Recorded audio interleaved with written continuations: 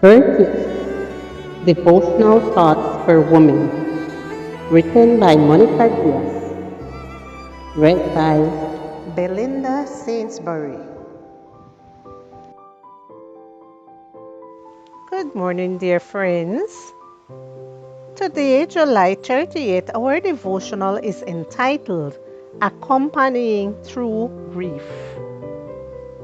Grief can be a burden, but also an anchor. Sarah Dessen.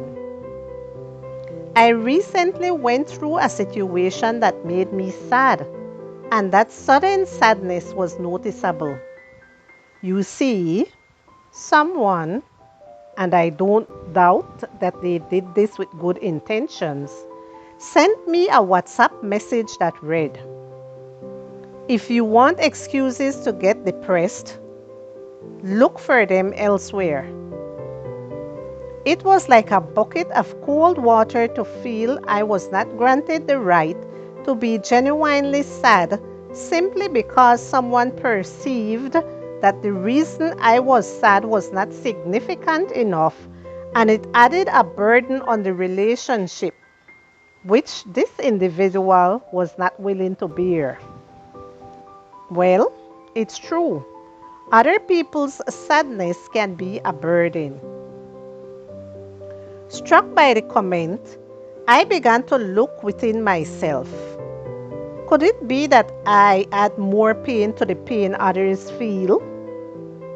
Do I allow others to suffer with dignity, not judging when their reasons seem insufficient to me? Do I know how to be with those who weep? After all, this is one of the things that the Apostle Paul pleads with us to do. Romans 12:1 and 15.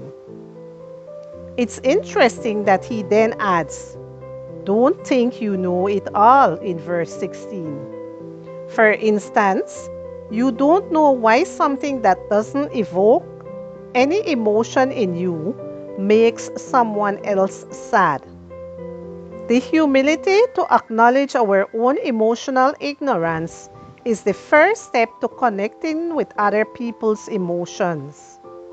We show our emotional ignorance in ways that are as varied as uttering empty words when someone else is feeling down, pretending we have the answer to pain we don't know about, or giving orders such as, "That's enough. Don't exaggerate." Accompanying someone in their grief is an act of great intimacy between two people, and it isn't easy to be present being so close. The ability to do so begins with the act of acknowledging that grief is a basic human emotion. Is it difficult to manage? Yes, both for those who feel sad and for those who are present when the emotion is manifested. But letting it slip by unnoticed or dubbing it as inappropriate means losing the precious opportunity to cast the anchor in someone else's soul.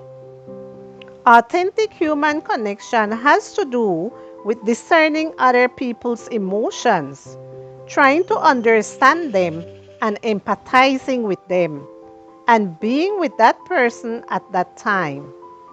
This is much more powerful than a cold WhatsApp message.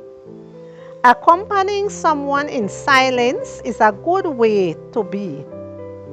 A silence that does not judge or is uncaring. A silence that dignifies.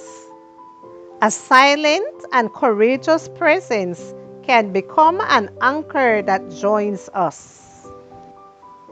Be sad with those who are sad. Romans chapter 12 and verse 15.